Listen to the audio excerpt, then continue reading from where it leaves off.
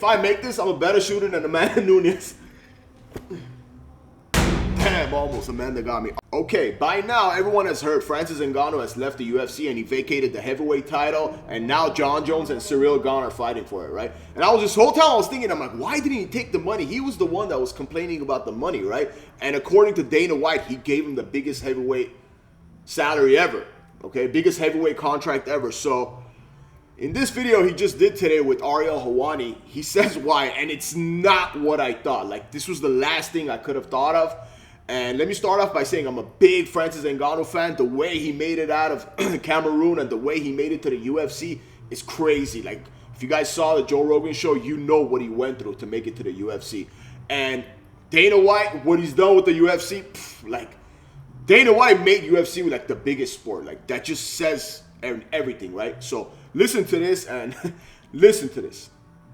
When it comes to this point, because at first all this was just a matter of principle. It wasn't even an idea of leaving UFC or this, you know. It was just like, okay, it's a principle. I need this, you know. We have to do things right. Then it take on other dimension. So I don't know exactly what was it, but with time, I think that kind of like I was willing to compromise over and over and over and over, and I get to the point that I'm like, okay, I understand that I do want this, but guys, give me a break. Like, give me something, you know. And I'm not asking for a sky. I have heard talking about money. Obviously, money is a part of it, but it wasn't all about money, you know. I need some stuff, and they will never talk about those stuff. All right, listen to the stuff, right?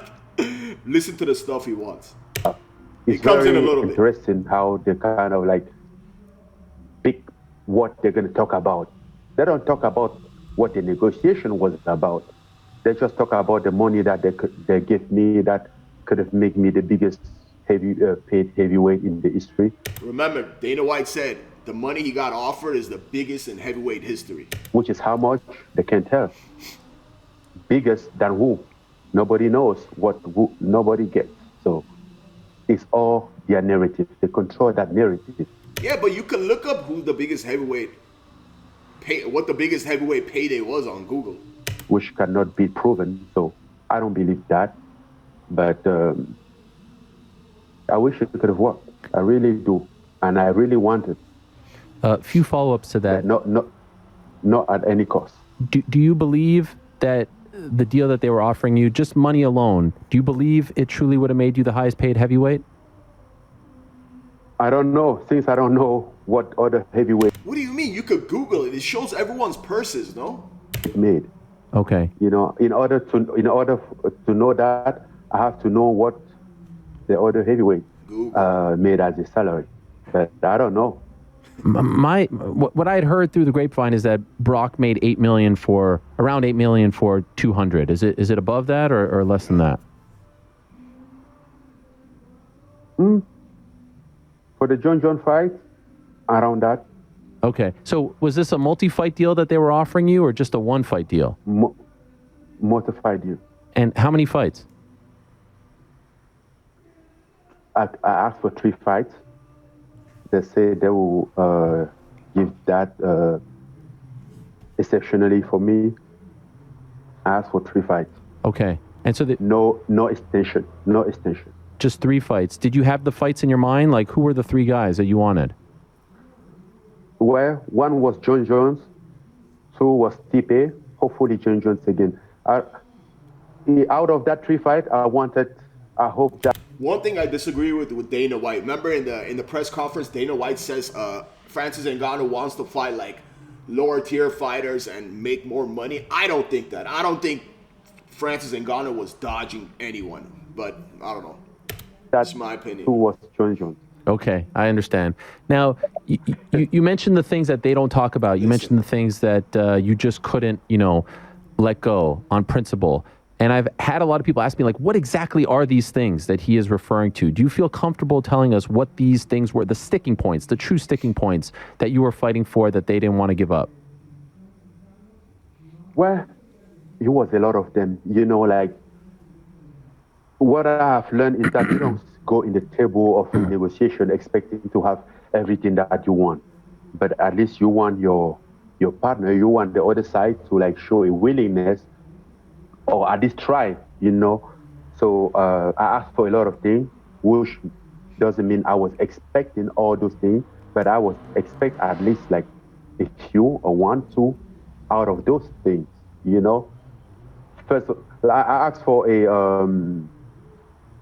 sponsorship, a right of a sponsorship, which Remember, UFC fighters can have sponsorships after the Reebok deal. Before, what I heard is UFC fighters used to make a lot of money on sponsorship, but after the Reebok deal, they cannot have sponsorships anymore. we've been ripped off. We can have sponsorship. I have for health insurance. Sponsorship, that part they should have it. Like, that's my opinion. I really think they should be able to get sponsorships, but it is what it is. That's Dana's rules. Couldn't have. I asked for a fighter for He said, I don't know if you guys heard that. He asked for health insurance. a fighter advocate, somebody in the board meeting who will advocate for a fighter. I asked for that. I couldn't have those stuff that I asked for. Okay, listen. The way he's making it seem like, right? He asked to have sponsorship, health insurance, and like a board, like a fighter advocate in the board. Like, I don't know. So he asked for those three. Remember, which when you think about it, like, that's whatever, right? Listen to this. You know, but I just wanted to know that there is something that I do want, and I also want them to take that at least in consideration, you know. Did they consider any of those things? Any of those kind of off the beaten path? None of them? No. Not a single one? Oh, no. They say no, they don't do business like that. They say, yes, I can pay my health insurance and all that. I'm like, yes, I can pay my health insurance. At this point, health insurance for me is not a problem, you know. But how about those guys that at the bottom make 10 plus 10 or lost a fight, make 10? They can really afford that health insurance, you know. And I have been there, so it's something that still I still carry in my heart. So to be clear, were you asking for these things not only for you, but for everyone? Yeah, I do ask that for everyone. You wanted everyone to get... I knew it couldn't happen, but Right. I asked. Yeah. I asked, yeah. So if you knew it couldn't happen, why didn't you just take the money? Dude, he's asking for sponsorships and health insurance for every single fighter, not just him. Look, health insurance, to me, that's like really important. Like, I don't know how it works over there, but he asked for sponsorship for every single fighter. How is that like a fair thing to ask, man? There's a lot of fighters, dude. It's their rules. Like, it's UFC's rules. If they don't want sponsorship, they don't want sponsorship. You can't just go to negotiation and tell them, hey, you got to change this big rule that you guys have. It's just like the Brittany Griner situation. Brittany Griner went to Russia, had weed on her, and she got arrested. Everyone over here is like, oh my God, weed is nothing. It's legal in most states. Yes, it's legal here, but it's not legal over there, right? These are UFC's rules. You went and asked for sponsorship and health insurance for every single fighter, and he said, oh, I knew I wasn't going to get it. Okay, then why didn't you just take the money? So ultimately, the money, would you say you were okay with the money? It was just all these other things that you didn't like? Listen, even the money wasn't that okay, you know, like, and I said this before. I said, like, you know, I'm okay of structuring a deal. It's not just money is not what you get right away. You can get a long-term money.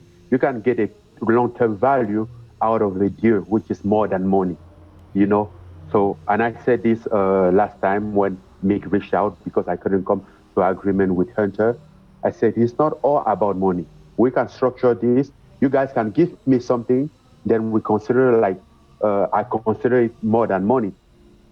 You can give me an event in Africa. This is something that I asked. I said, you can give me an event in Africa. So the event in Africa, that's a fair thing to ask for, right? He's African. He's from Cameroon, I believe, and he's the heavyweight champion. If they do an event in Africa, it's gonna be big. That's a fair thing to ask for, okay? That have a lot of value for me than the money. I'm willing to put water in my wine. If you give me something like that. You know, those were the things that I asked for. And they said no. No, they couldn't consider.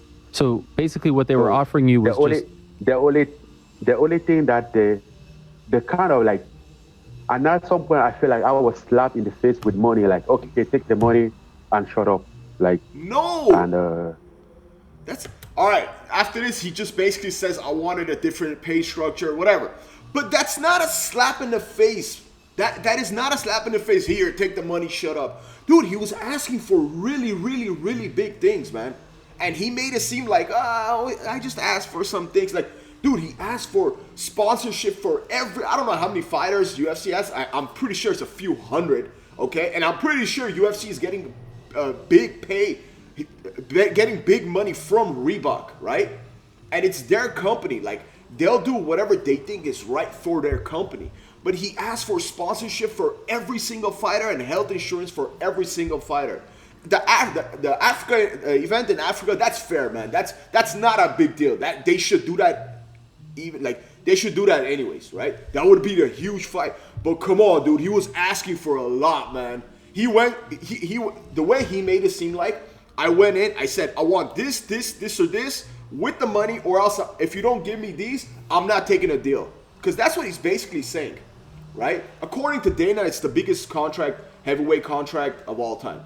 And he says, oh, I don't know what other heavyweights got paid. Yeah, but you could Google it. Once again, I'm a big Francis Ngannou fan, and I'm a big Dana White fan.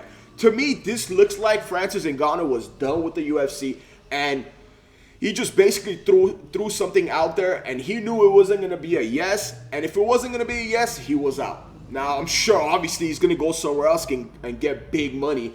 I know he wanted to box. Now, I don't know how much Bellator or, like, those F1 one championships can afford him. Like, I don't know how much they could pay. I don't know if they could pay as much as UFC was going to pay. I don't know. But I wish Francis Ngannou stayed. I wanted to see that Jon Jones and Francis Ngannou fight. That was a really, I was so excited for that fight.